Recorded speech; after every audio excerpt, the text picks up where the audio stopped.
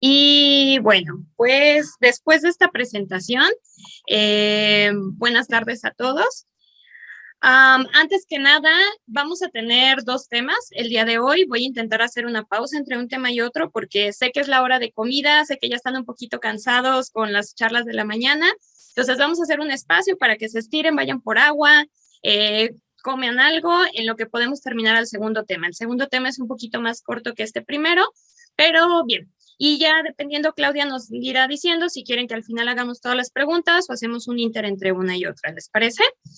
Y para iniciar, también quisiera saber si alguien de los presentes necesita que tengamos algún apoyo extra en tema de alguna interpretación por algún problema de discapacidad auditiva, o bien si alguien necesita que esté explicando también las diapositivas, que tengamos algún tema de discapacidad visual, por favor háganmelo saber. Si no, de lo contrario, yo me voy yendo platicando y haciendo todo lo demás, ¿sale? Entonces, vamos a iniciar. Nuestro primer tema va a ser la intervención oportuna de la rehabilitación visual en el niño con discapacidad visual. Antes que nada, quiero declarar que no tengo ningún conflicto de interés en la presente charla. No soy pagada por ningún laboratorio ni por ninguna asociación. Sí llego a recibir pagos de la Academia Enseñas y de la institución a ver cuando otorgo clases a ellos, más no recibo dinero por hacer mención a ellos en la charla el día de hoy. Y tengo autorización de los pacientes o en el caso de los menores de edad por sus tutores para presentar fotografías o poder comentar sus casos clínicos el día de hoy con ustedes, ¿sí? Vamos iniciando. ¿Qué es la discapacidad visual? Al final, nosotros como rehabilitadores, pues somos los expertos en discapacidad y sabemos que al querer definir la discapacidad vamos a hablar de deficiencias, limitaciones y restricciones. Esto es muy importante porque cuando platicamos con otros colegas o cuando platicamos con otro personal de salud, muchas veces el tema discapacidad se cierra a decir no puede hacer algo. Nosotros lo vemos con un concepto un poco más amplio, un poco más integral, y es donde tenemos que empezar a chambear y empezar a ver de partes pequeñas para poder hacer un macro. ¿Qué es lo que queremos o lo que quiero que quede claro con discapacidad visual? Que obviamente esto va a ser secundario a una enfermedad ocular y que esto va a tener una interacción o una repercusión en torno a su medio físico, social, actitudinal, etcétera. Pero algo que también sucede es de que cuando nosotros tenemos este concepto de visión, se nos enseña cuando vamos estudiando en medicina, o muchas veces creemos que la visión es solo la agudeza visual y se nos olvida todo lo demás que pudimos llegar a haber aprendido. Aquí quiero que se queden con un concepto muy claro, que la visión van a ser un conjunto de varias cosas para poder decir, mi paciente tiene una alteración visual. ¿Es la agudeza visual? ¿Qué número es el que tiene para poder ver, que yo le pongo cuando hago una refracción? ¿Cómo está su campo visual? ¿Qué tanto puede ver en un eje? La discriminación a los colores y la percepción al contraste. Puede tener una o más alteraciones o puede tener todas y decimos que hay una alteración en la visión. Pero centrarnos a decir, hay una alteración en la visión porque el número cuando yo checo una refracción es muy alto, eso es incorrecto. Tenemos que ver todos estos factores para entender cómo es la discapacidad visual y qué es lo que yo puedo aportar como personal de salud, ¿sí?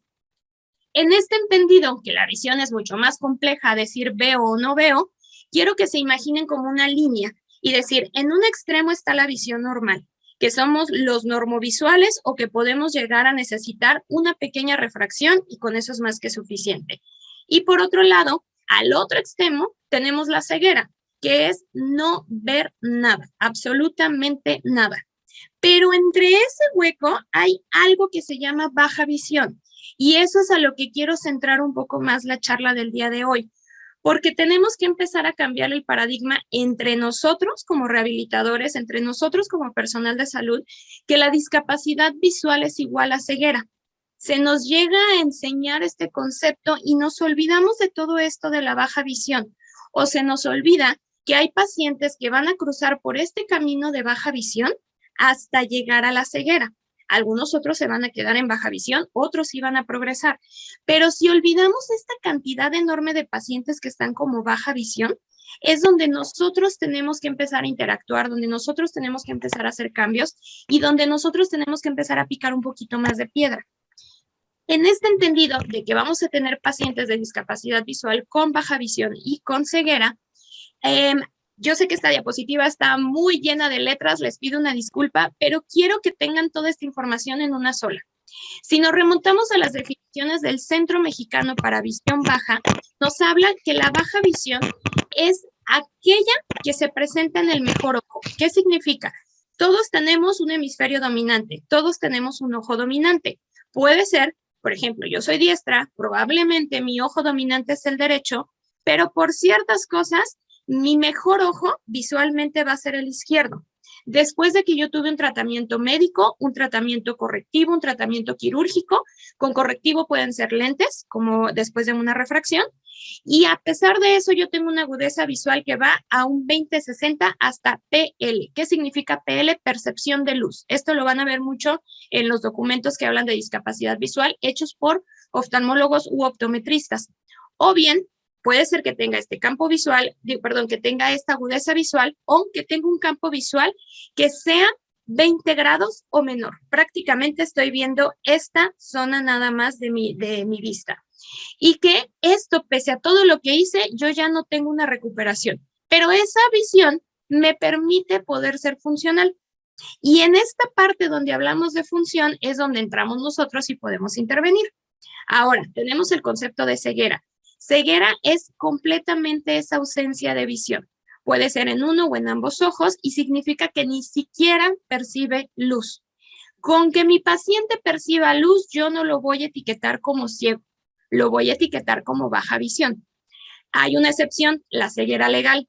Y los compañeros que estén presentes, que están en DIF, que les toca hacer certificados de discapacidad, tienen que tener este concepto un poco más fresco. La ceguera legal significa que la agudeza visual es menor o igual a 20/200. Recuerden que la agudeza visual normal son 20/20. El paciente está 20/200, es una cantidad enorme lo que está ahí aumentando. O su campo visual es menor a los 20 grados y que para fines legales se le va a clasificar como ciego. Es por eso que se le llama ceguera legal. Por eso se especifica porque se contradice con lo que nosotros decimos como baja visión.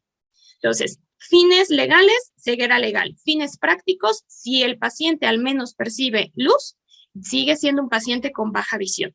¿Sale? Entonces, si aquí no hay ninguna duda, seguimos. ¿Por qué es importante que hablemos de esto? Porque nosotros somos entes que somos visuales, que además somos táctiles, tenemos todos nuestros sentidos, pero la visión nos permite poder interactuar con el mundo exterior, poder estar presente, poder imitar, poder hacer una y mil cosas. Y por lo general el conocimiento en nuestras primeras etapas se va a adquirir de esta forma. Entonces, el hecho de que un niño me tenga un problema visual, una discapacidad visual, ya supimos que puede ser ceguera, baja visión, es donde vamos a tener nosotros que dar un estímulo extra para que él no tenga un problema. ¿Cuáles son las principales causas de deterioro visual? A nivel mundial, esto no es a nivel México, nivel mundial, errores de refracción no corregidos. Como diría mi maestra de baja visión, la doctora Medina, sería unos felices lentes pueden quitar el problema. ¿Qué significa? Todavía hoy en día existen muchos problemas en los que simplemente hacer una corrección, poner unos lentes adecuados, se va a quitar el problema visual. Pero recordemos este círculo vicioso del que siempre hablamos, discapacidad y pobreza van de la mano.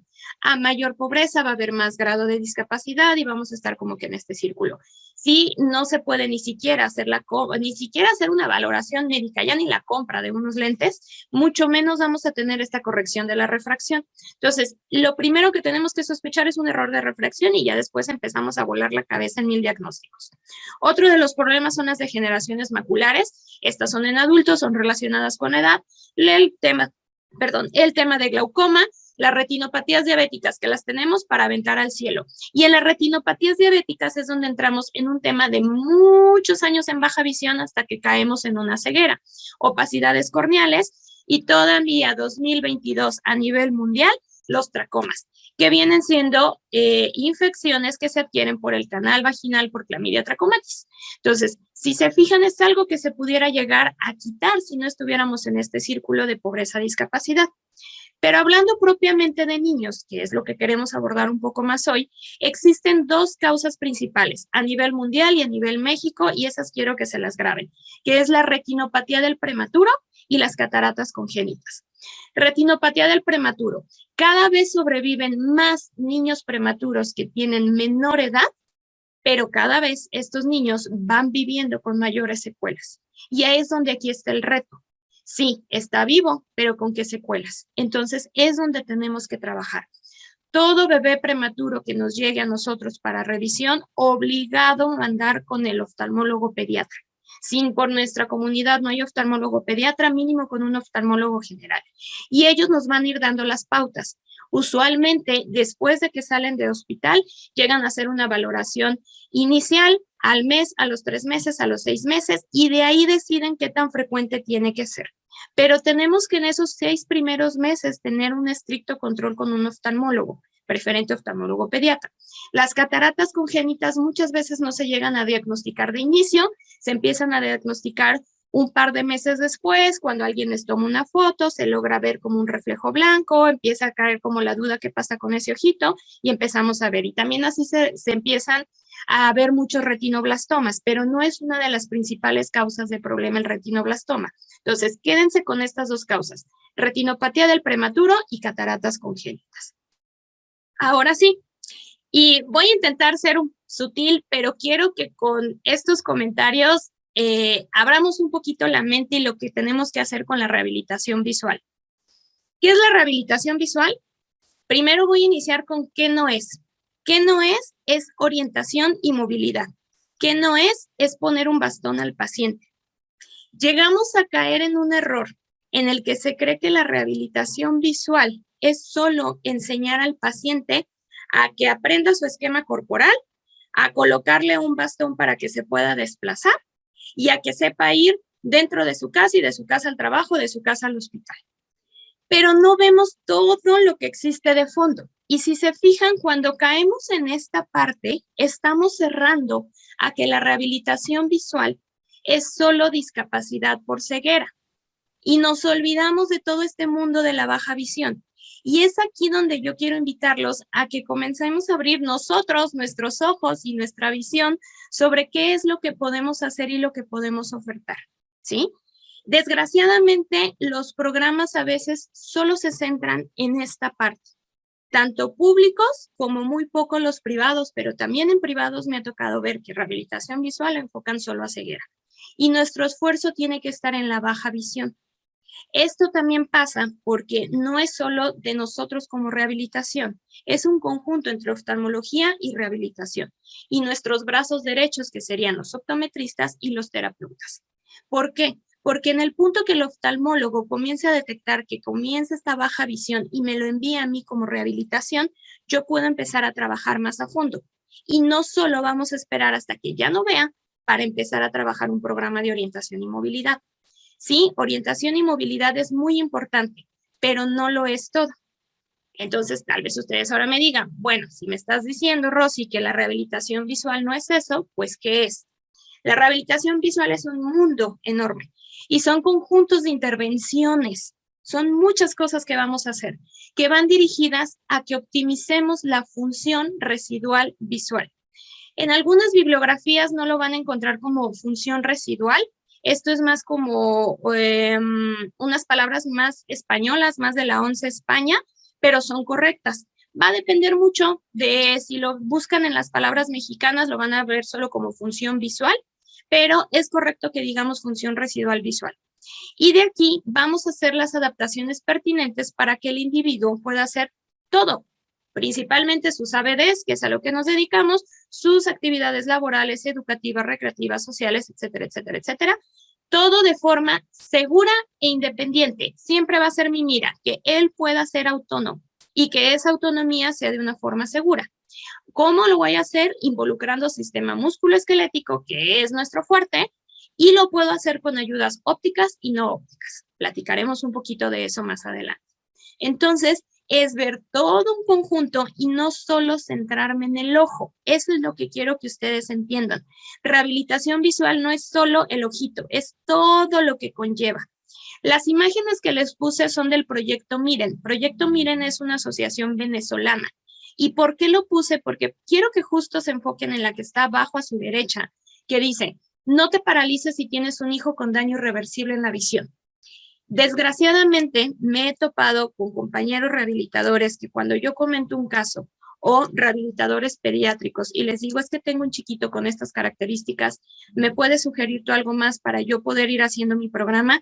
Su respuesta es, si tiene daño neurológico, no le hagas nada. ¿Qué hago? ¿Le cierro las puertas? ¿Le digo al papá, pues el otro Rehabi dice que no haga nada? Entonces, aquí es donde tenemos que empezar a cambiar este paradigma, porque si entre nosotros como rehabilitadores no creemos que podemos hacer un poquito más, ¿qué va a pasar con el resto de los demás colegas? Pues ellos no van a ver un sentido en mandarnos a esos pacientes y poder aportar. Es por eso que les hago esta invitación, el decir, vamos a intentarlo. Creo que nosotros somos los más adecuados para hacer adaptaciones y también para decir, hasta aquí es donde llega mi función, hasta aquí llegamos a una parte funcional o a una adaptación y aquí hacemos un corte. Pero no negarle la oportunidad al paciente de que lo intentemos. Podemos intentar, no funcionó. Y aquí yo soy muy clara con los pacientes, pues desde que me llaman por teléfono o nos vemos la primera vez, les digo, la rehabilitación o la terapia visual no es para que usted vea. Yo no voy a recuperar nada de visión. Lo que sí vamos a hacer es que usted sepa utilizar la visión que ya tiene o la visión que le queda. Y esa visión es la que vamos a explotar, es la que usted va a usar en su día a día. Y con esa visión, probablemente en un punto, usted va a tener la percepción de que comienza a ver más. Pero no es que ve más, es que está usando su visión ahora sí en una forma integral. Es por eso que debemos especificar, porque después creen que con esto el nervio se va a reparar, el ojo va a sanar y va a estar como nuevo. Y no, ese es un error, ¿sí? Entonces, esta es una invitación para que empezamos a abrir. Y aquí hay dos conceptos importantes en la rehabilitación visual y que para el equipo de oftalmología y optometría es muy importante que los separemos. Y es rehabilitación visual y la otra es estimulación visual. La estimulación visual son experiencias visuales que pueden ir combinadas con experiencias sensoriales. Y estas experiencias visuales es para ayudar al desarrollo visual. Usualmente la estimulación visual va dirigida al niño sano, pero yo también puedo tener un niño con patología y a él hacer esta estimulación visual intentando recuperar ese desarrollo a la par de los niños de su edad, ¿sí? Yo rehabilito cuando yo ya sé que tengo un problema, yo estimulo cuando quiero que esto se vaya desarrollando. Entonces, hay muchas formas de hacer estimulación visual, casi siempre lo vamos a ir enfocado al niño sano, pero también lo puedo hacer en el niño que tiene alguna enfermedad o ya declarado una discapacidad, ¿sí? Y es importante que tengamos claro que nuestro papel como rehabilitadores en la rehabilitación visual tiene ciertas restricciones comparadas con lo que hacen los compañeros de oftalmología y algunos optometristas también. Y lo principal es, nosotros no vamos a prescribir las lentes y los filtros, porque ellos tienen que hacer todo un estudio y ya deciden. Yo puedo sugerir un filtro, porque probablemente le va a ir mejor si yo trabajo en la calle con él, pero al final ellos van a tener la batuta de decir un sí o un no. Sí puedo auxiliar en la prescripción de una ayuda óptica, de una lupa, de un telescopio, puedo sugerir cuántos aumentos o cuántas dioptrías, pero ellos van a tomar la decisión final. Yo sugiero más, no lo prescribo. No vamos a operar, no somos quirúrgicos. Algunos de nosotros diremos, gracias a Dios no somos quirúrgicos, otros tal vez no, pero también es importante que no vamos a hacer un diagnóstico oftalmológico, ¿sale? Y por lo tanto, yo no voy a tratar la enfermedad de base, yo no voy a andar cambiando un tratamiento por glaucoma. Si tengo dudas, hablo con el ofta y que el ofta me diga qué es lo que sigue, ¿sale? Tengo pacientes que les mandan, por ejemplo, dilatar su pupila 15 minutos antes de que lleguen a la terapia conmigo porque vamos a estar trabajando algunas cosas. Pero eso es una indicación del oftalmólogo y que ya la platicamos en conjunto antes para poder actuar. Entonces, sí tenemos algunas restricciones, pero yo les diría que nuestro campo es todavía mucho más amplio. Y si lo trabajamos en equipo, pues ni se diga, para aventar al cielo. ¿Cómo puede ser un programa de rehabilitación visual? Yo se los platico esto desde mi experiencia, desde cómo yo lo trabajo con mis pacientes. Y yo lo trabajo en tres partes o en tres tiempos, y se lo explico así a ellos. Primero y antes que nada, valoración oftalmológica. Casi todos vienen referidos por el oftalmólogo. Si es que no viene referido por el oftalmólogo, primero tiene que pasar con él para que pongamos la base del diagnóstico oftalmológico, la necesidad de ayudas ópticas, la necesidad de una lente extra, y de ahí empezamos a chambear. Me pueden mandar una campimetría o me pueden mandar otro estudio y yo ya con eso comienzo a chambear. Entonces, ¿cuáles son estas 3 etapas que yo les trabajo? La primera que les llamo yo, que es la de escritorio. ¿Por qué? Porque trabajamos frente a frente y estamos un buen ratito, muchas sesiones. ¿Para qué? Para que el paciente se conozca, se reconozca su nueva visión y también trabajemos el duelo. Porque al momento de que comienza a decir, chin, ya no veo del lado izquierdo, o no veo del lado derecho, o ya estoy viendo manchas, o no distingo los colores, es un proceso de confrontar y es un duelo. Entonces, aquí es donde van sí o sí, con psicología, con psiquiatría, dependiendo del caso, ya hay alguien en el equipo y se les envía también. ¿Qué es lo que más voy a trabajar? El rastreo. Tiene que aprender a usar su nueva visión. Entonces, vamos a estar haciendo movimientos de rastreo, va a identificar hasta dónde ve, dónde no ve. Cada vez va a empezar a hacer más movimientos oculares sin hacer movimientos de su cabeza. Vamos a estar fomentando un seguimiento desde un ojo, 2 ojos, haciendo alternancias, etcétera. Y este reconocimiento de todo lo que hablamos que era visión.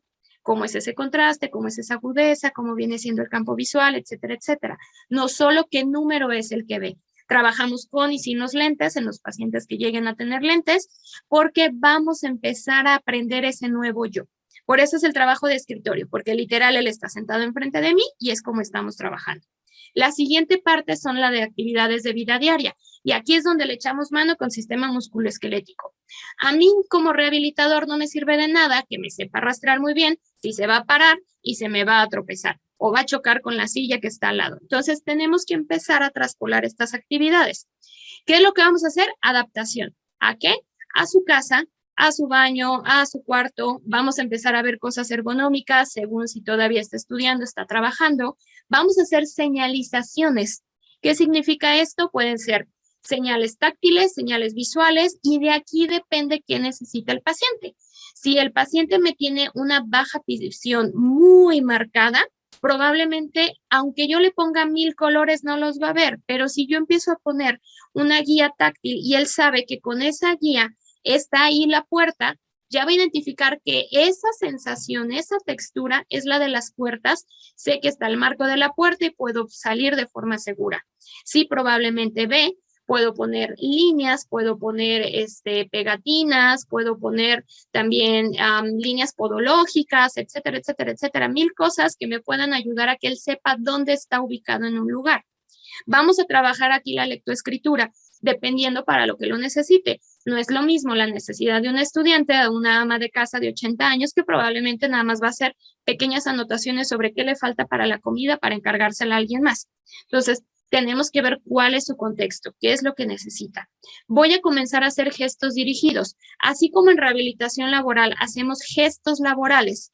Si él es un carpintero, empiezo a hacer actividades que asimilan el movimiento que él va a estar utilizando. Voy a hacer exactamente lo mismo aquí. Un gesto dirigido a las actividades que él hace en todos los días o que comienza a hacer en su trabajo. Y aquí es donde decido si requiere una ayuda óptica o no.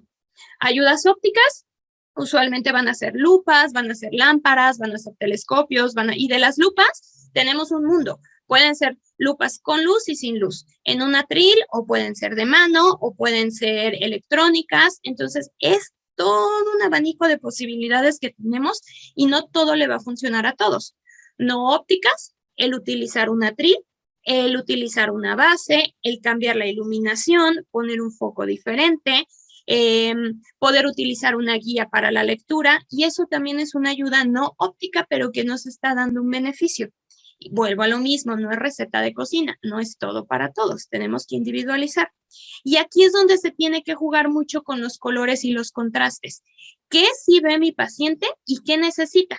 Y ahí es donde empezamos a interactuar. Y justo en esta parte de las ABDs también empieza a interactuar mi fisioterapeuta. ¿Por qué? Porque él me está apoyando en la parte física y ver qué tiene todavía de deficiencia muscular, de debilidad o de no coordinación, para que yo pueda brincar al siguiente espacio. Aquí ya empezamos a trabajar un poco escritorio, un poco la parte también de rehabilitación.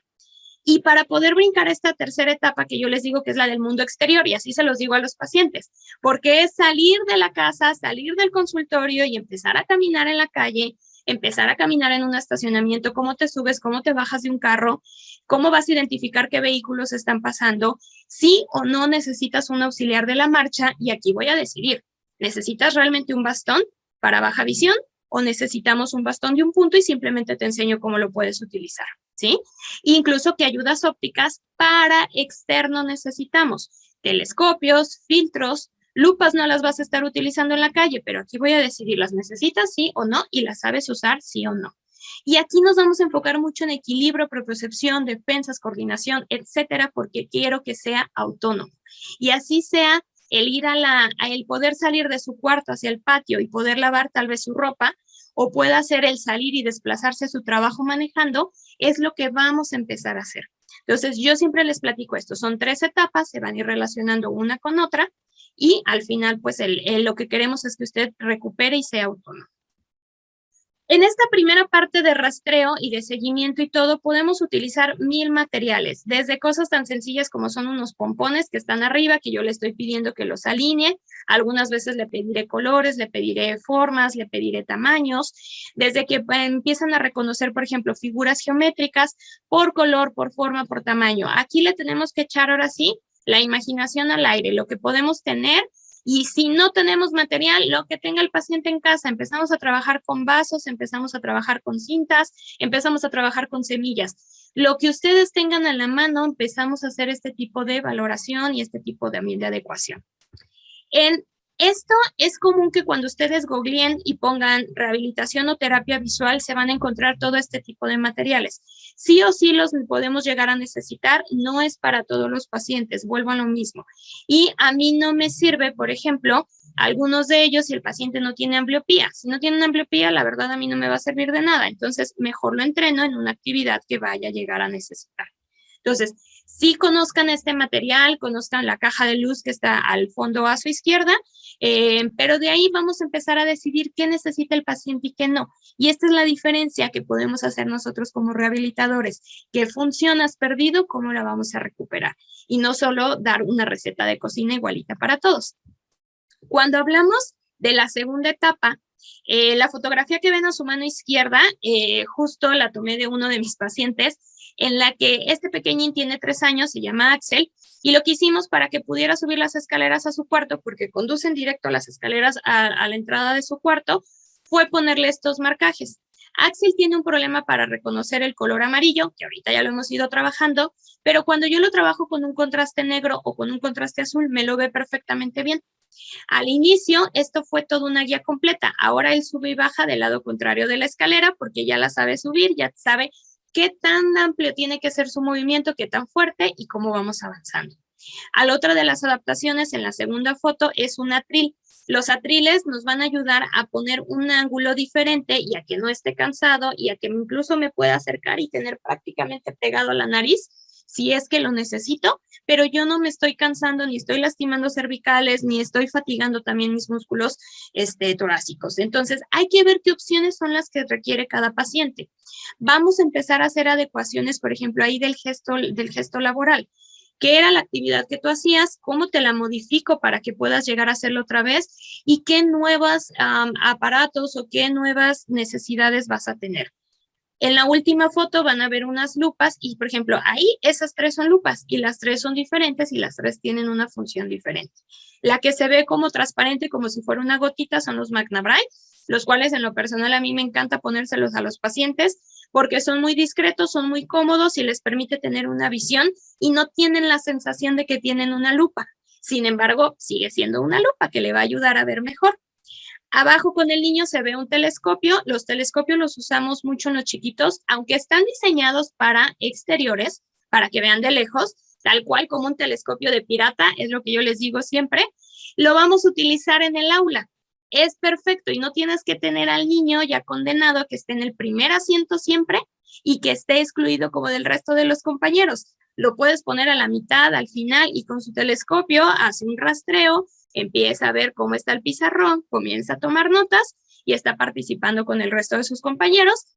Y pues además le dices que tiene un telescopio de pirata y él feliz de la vida. Entonces, es buscar las estrategias para que ellos acepten también estas ayudas ópticas.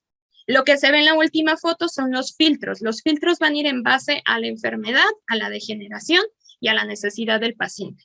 Aquí sí o sí me apoyo yo de oftalmología porque no soy la experta en prescribir filtros, pero podemos hacer unas pruebas y decir, oh, mira, cuando lo trabajé en el exterior, nos ayudaba un filtro azul o un filtro café o un filtro amarillo y vamos teniendo estas mejorías, ¿sí? Y la última etapa en la que vamos en la calle y en la que tenemos que trabajar el equilibrio, la propiocepción, esta fuerza, y tenemos que trabajar de día, tenemos que trabajar de noche, tenemos que trabajar con lluvia, porque la vida es así.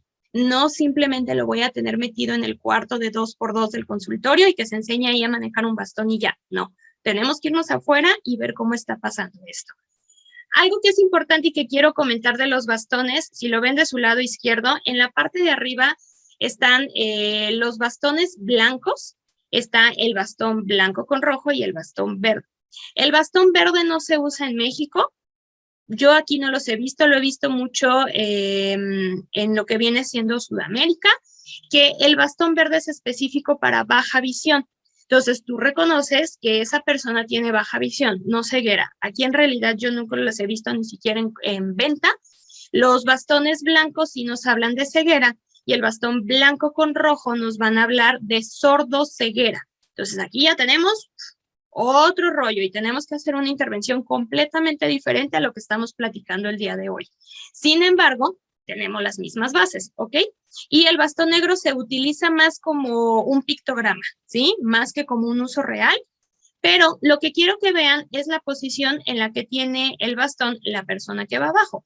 Podemos enseñarle a hacer un uso del bastón como nos han enseñado siempre en nuestra formación, en la especialidad, pero también le podemos enseñar a que rastree, a que estire un poquito más la mano si sepa dónde está el escalón, qué tan alto es, alcanzo a llegar, no alcanzo a llegar. Hay un objeto, ¿lo puedo mover? No lo muevo. ¿Lo brinco, lo rodeo o qué voy a hacer?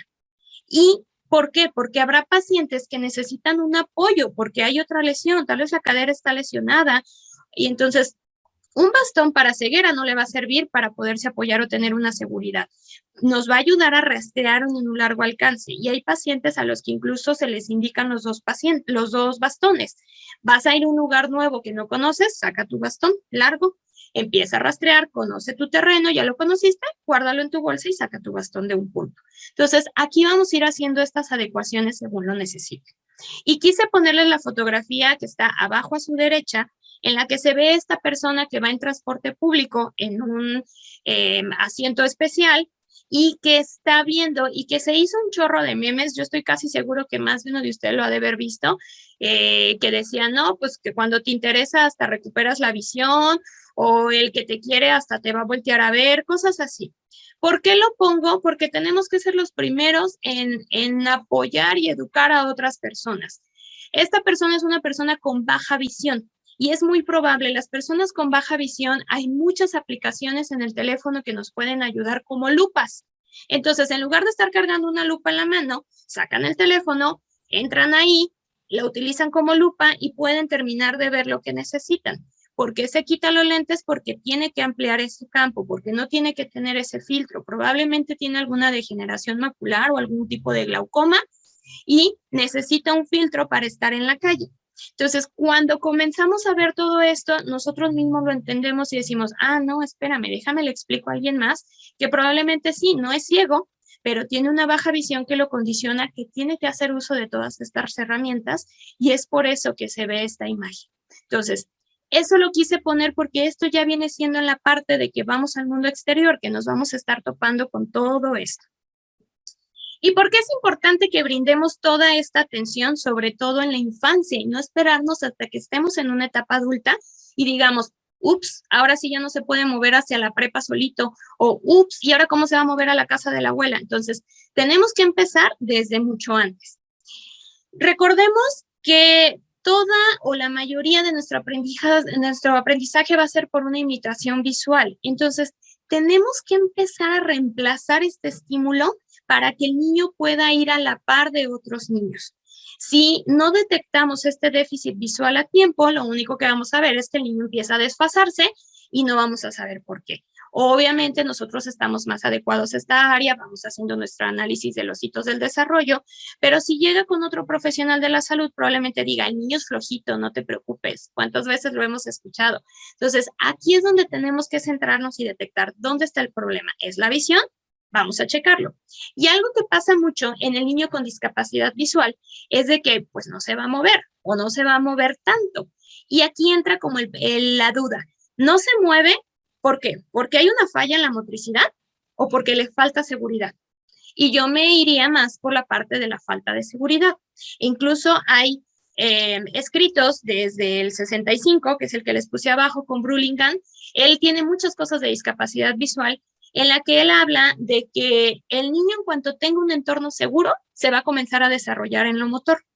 Pero aquí es donde nosotros tenemos que empezar a fomentar ese entorno seguro desde antes de los 6 meses para que él pueda tener un desarrollo óptimo. Es importante que sí o sí tengamos en mente que el niño con discapacidad visual sí o sí va a tener un retraso motor. Pero lo que tenemos que hacer es comenzar a contrarrestar y empezar a apoyar. Recuerden que los objetos, si no los veo, si no los toco, si no los pruebo, no van a existir. Si yo tengo discapacidad visual y me pones un objeto aquí al lado, yo no voy a saber que las flores están aquí. Tengo que girar, tengo que estirar mis brazos, tengo que tocar. Cuando las toco, las descubro. Me sacas de este ángulo, de esta área, yo ya no sé que existen. Y es lo mismo que pasa con los niños. Todo lo que sale del arco de sus brazos o de sus piernas no va a existir. Entonces, nosotros tenemos que empezar a brindar esa información para que la procese poco a poco y poder apoyarnos de sonidos o de comandos verbales para estar estimulando, aunque no tenemos que centrarnos solo en la parte auditiva. Ojo, es una ayuda, más no es exclusivo de una terapia visual. ¿Qué es lo más grave o lo que puede pasar? De que desde inicio vamos a empezar a rechazar una etapa escolar si no le vamos ayudando o le vamos aportando. Va a comenzar a haber aislamiento social e incluso familiar. Hay artículos que describen que los niños con discapacidad visual llegan a presentar una hipotrofia de los músculos de mano porque como no los usan, entonces empiezan a atrofiar. Y obviamente va a haber no va a haber una alineación correcta del eje corporal, no va a haber expresiones faciales y va a haber alteraciones de la marcha. ¿Por qué no hay expresiones faciales? Venga a su mente el recuerdo cuando le quieren tomar una foto a un niño, le dicen, mi amor, sonríe, pon cara de foto, pon cara de pato, pon cara de esto. ¿Cuántas veces lo hemos escuchado? ¿Cómo le explicas a un niño que no ve o que tiene un déficit visual? El sonríe, saca más tus dientes, pon tus ojos grandes, cuando es esta parte de ¿qué te estás refiriendo? ¿Dónde está mi boca? ¿Dónde está la sonrisa? Tenemos que empezar a hacer una conceptualización y tenemos que empezar a hacer un proceso en el de que vamos a enseñarles sin la imitación. Es por eso que muchos de ellos tienen una expresión muy seria. Y por más, aunque ellos están contentos y felices, no todos llegan a desarrollar esta expresión facial porque no tienen el mismo aprendizaje y porque tal vez la familia no lo nutrió en este sentido. Y la alteración de la marcha sí o sí sabemos que la va a haber, sobre todo va a haber un aumento de la base de la sustentación y va a haber también alteraciones en la cadencia del paso porque él necesita sentirse seguro para poder caminar. Una vez que le damos esta seguridad, se pueden hacer estas correcciones de la marcha sin ningún problema. ¿Cuándo va a comenzar el desfase? Y aquí es donde tenemos que estar súper atentos nosotros. Si el niño está íntegro a nivel de sistema nervioso, prácticamente hasta los 6 meses vamos a ir igual.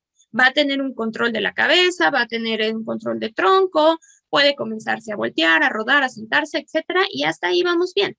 El problema viene cuando llegamos a estos puntos. ¿Qué sucede cuando ponemos a un bebé en prono? Y los que sean rehabilitadores pediátricos aquí son mucho más expertos que yo en esto. ¿Qué va a pasar? El niño está en prono y lo que quiere es levantar su cabeza para buscar. Va a hacer una búsqueda, va a hacer un rastreo, va a buscar a mamá, va a buscar el biberón, va a buscar el sonido.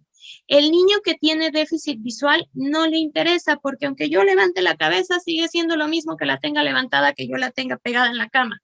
Cuando yo lo siento, me da igual si yo tengo la cabeza en flexión o si tengo mi cabeza alzada y quiero buscar. Entonces, es algo muy característico en los niños con déficit visual que van a llegar con flexión de cabeza.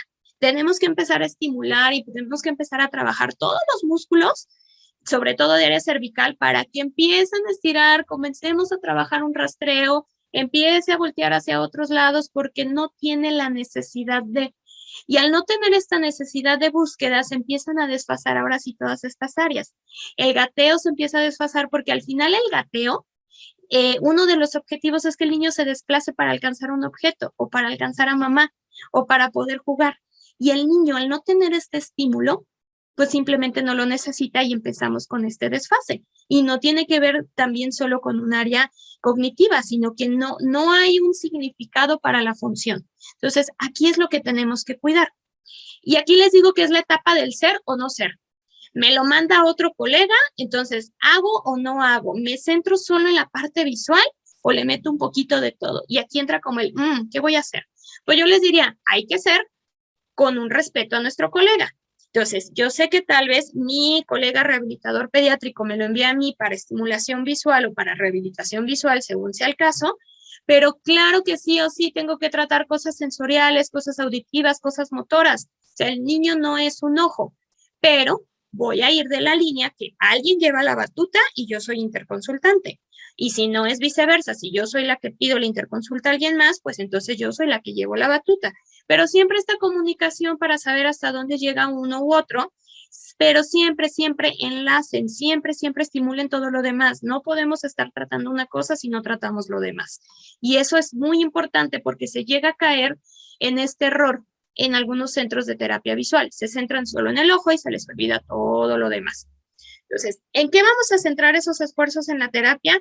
Mucho al inicio va a ser en las manos. Necesito que estimulemos manos, que favorezcamos movimientos de prensión, que sepa identificar hasta dónde es su espacio corporal, que empecemos a sustituir algunos estímulos de una forma visual, que existan arrastres, que existan sonidos, que le enseñemos cómo es ese movimiento, qué tan lejos puede llegar, cómo tengo que hacer una prensión, etcétera. Y aquí también se puede favorecer juegos y canciones. Eso sí, recuerden que va a haber un especial aceptación o un placer por probar las cosas, porque sea un poco más sensorial, porque como no las ven, las tengo que probar por la boca.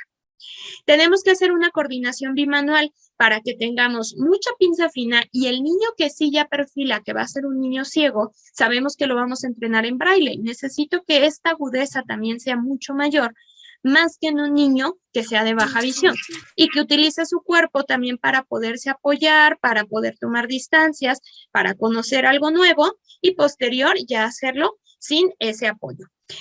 Verbalmente podemos utilizar comandos y aquí lo que yo les aconsejo es que lo trabajen los mismos comandos la familia y los profesores para que podamos tener un mejor entendimiento y no tengamos al niño así como de, me dijiste izquierda, derecha, arriba, arriba o sobre.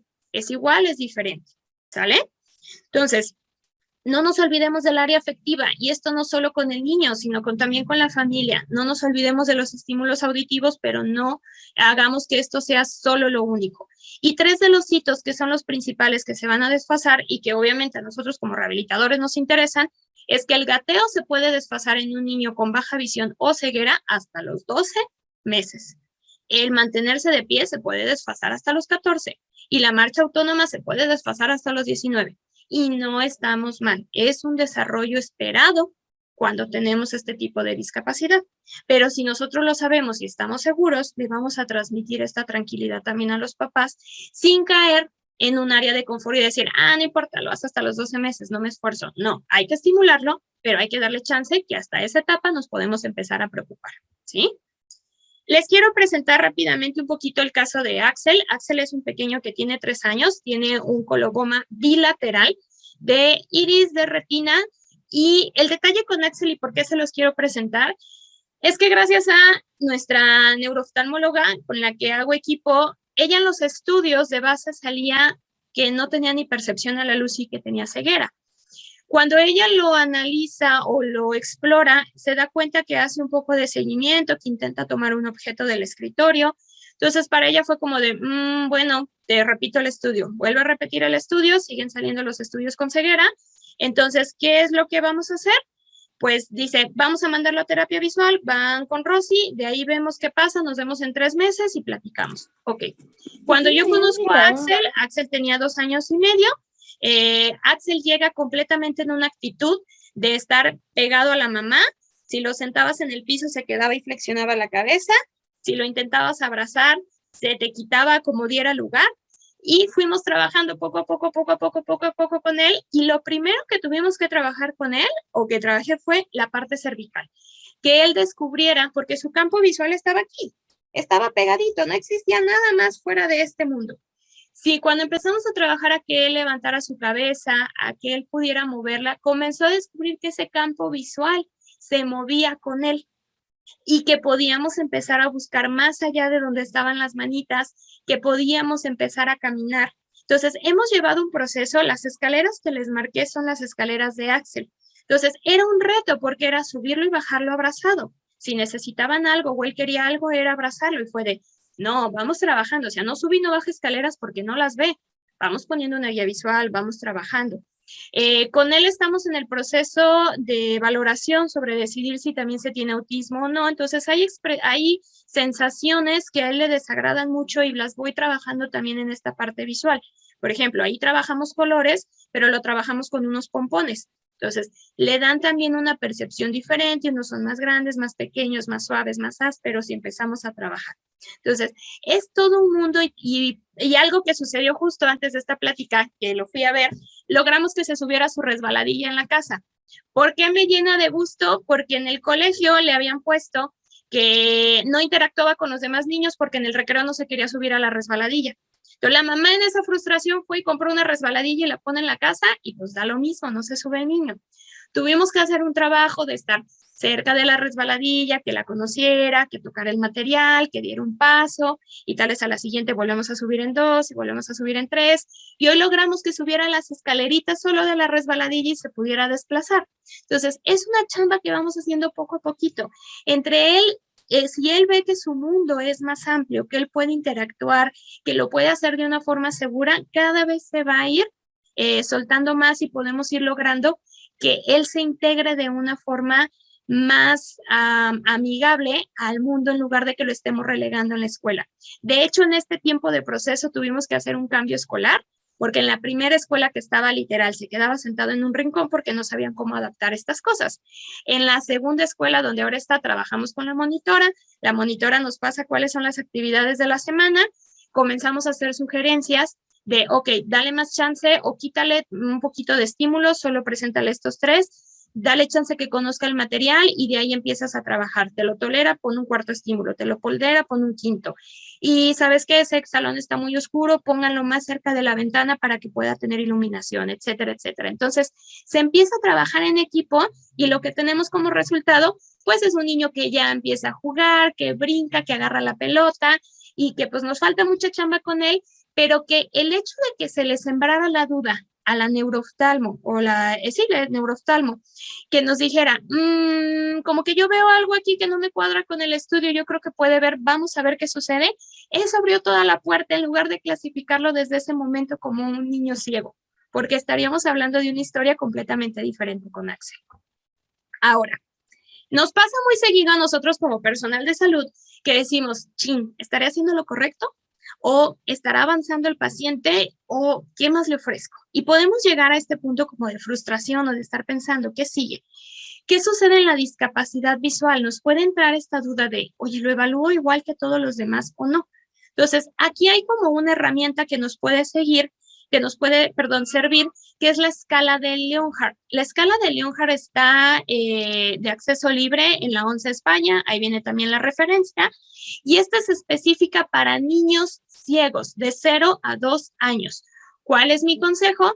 Tienen un niño con discapacidad visual, con baja visión, primero hagan sus hitos del desarrollo como siempre nos han enseñado en la especialidad y posterior a eso, si ven que el niño se empieza a retrasar, vean cuál es su punto de corte como máximo en un niño ciego para que lo desarrolle.